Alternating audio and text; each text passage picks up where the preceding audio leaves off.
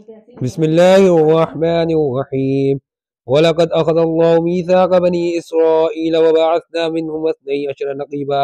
وقال الله إني معكم لئن أقمتم الصلاة وآتيتم الزكاة وآمنتم برسلي وعزرتموهم وأقرضتم الله قرضا حسنا لأكفرن عنكم سيئاتكم ولأدخلنكم جنات تجري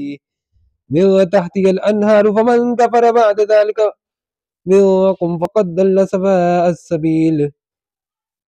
اور خدا نے بنی اسرائیل سے اقرار لیا اور ان میں ہم نے 12 سردار مقرر کیے۔ پھر خدا نے فرمایا کہ میں تمہارے ساتھ ہوں اگر تم نماز پڑھتے اور زکوٰۃ دیتے رہو گے اور میرے پیغمبروں پر ایمان لاؤ گے اور ان کی مدد کرو گے اور خدا کو قرض حسنہ دو گے تو میں تم سے تمہارے گناہ دور کر دوں گا اور تم کو بہشتوں میں داخل کروں گا جن کے نیچے نہریں بہہ رہی ہیں۔ پھر جس نے اس کے بعد تم میں سے کفر کیا وہ سیدھے رستے سے بھٹک گیا۔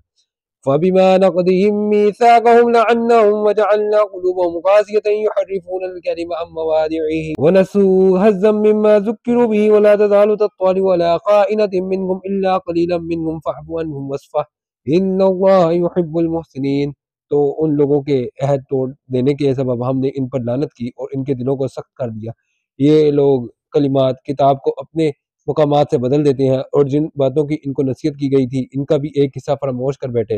اور تھوڑے آدمیوں کے سوا ہمیشہ تم ان کی ایک نہ ایک خیانت کی خبر پاتے رہتے ہو، تو ان کی خطائیں معاف کر دو اور ان سے درگزر کرو کہ خدا احسان کرنے والوں کو دوست رکھتا ہے۔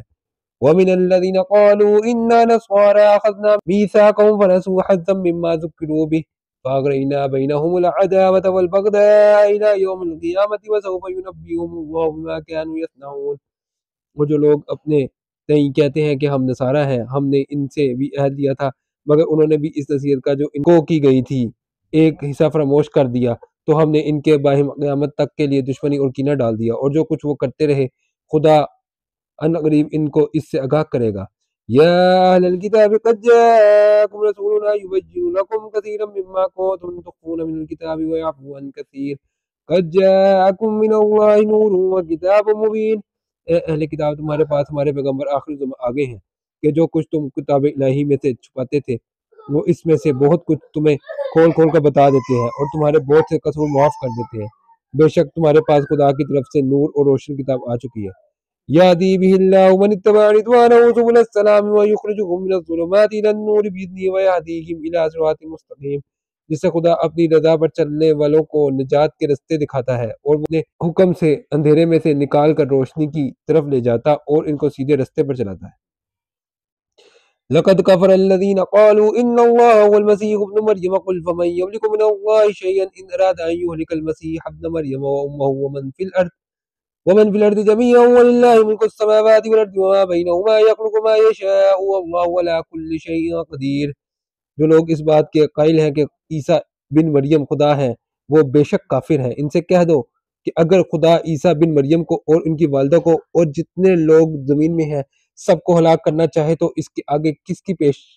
چل سکتی ہے؟ اور آسمان اور زمین اور جو کچھ ان دونوں میں ہے سب پر خدا ہی کی بادشاہی ہے، وہ جو چاہتا ہے پیدا کرتا ہے اور خدا ہر چیز پر قادر ہے۔ وقالت اليهود والنصارى نحن ابناء الله واحباؤه قل فلم يعذبكم بذنوبكم بل انتم بشر ممن خلق يغفر لمن يشاء ويعذب من يشاء